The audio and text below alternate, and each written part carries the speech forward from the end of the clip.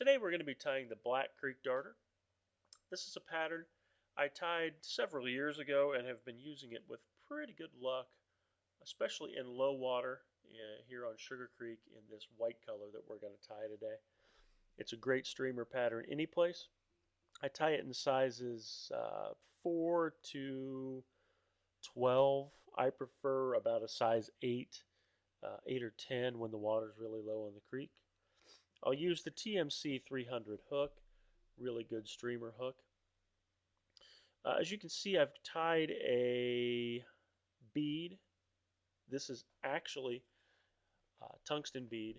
I like this fly to drop fairly quickly, so I will use a tungsten bead, but any bead will do. Now I'm going to tie in the white woolly bugger marabou.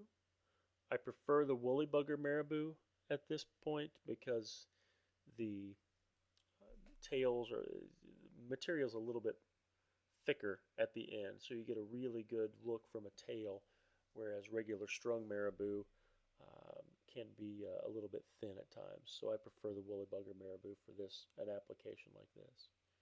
You can see I didn't really tie in a lot of stem all the way up. I don't like the thickness on the body. I like to have a little thinner body. So here we're going to use some Estaz. Fantastic material for streamers, especially bass streamers that they prefer a little bit of flash and sparkle to them. This is a pearl Estaz. I'm going to take it, basically palmer it forward like you would hackle or chenille, and wrap it right up behind the bead. The bead at this point in time is fairly loose. You can tell I pushed it back there.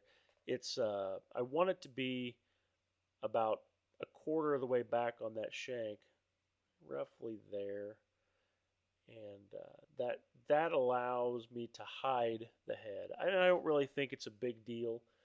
I think it's a little cleaner look if you are able to slide that back out of the way and then wrap something over the top of it. So here I'm going to clip the Estaz. Now I'll take the bead and kind of push it back into the Estaz. This is where I want that bead to be locked in. As you can tell, I've left myself a little bit of room up front for some crosscut rabbit, and now I'm going to lock this thing in so it won't slide forward. The Estaz will keep it from going backwards, so I put some thread wraps on to keep it from going forward.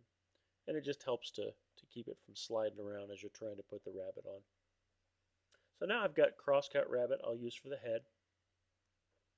I use the natural color. I really like to have different colors in flies. Instead of having an all white fly or an all black fly, I like to make a little bit of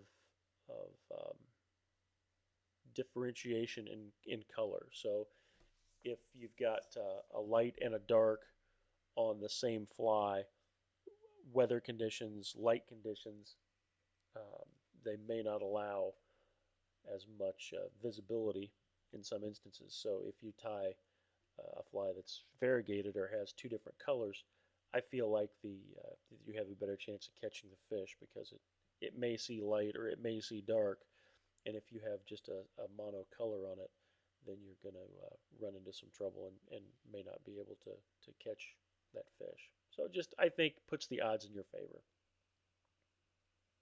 I'm going to make a few wraps here, clean this up. You'll see I'm using white thread. I'm not, you'll notice as you watch more flies that I tie, I'm not really a guy who is too concerned with the color of the thread. You can change the color of the thread with a marker, and it's a whole lot easier just to have one bobbin always loaded up with the same color.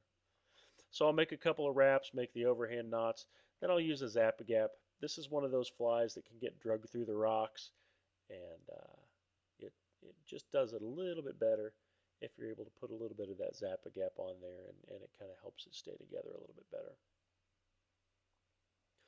So this is the Black Creek Darter.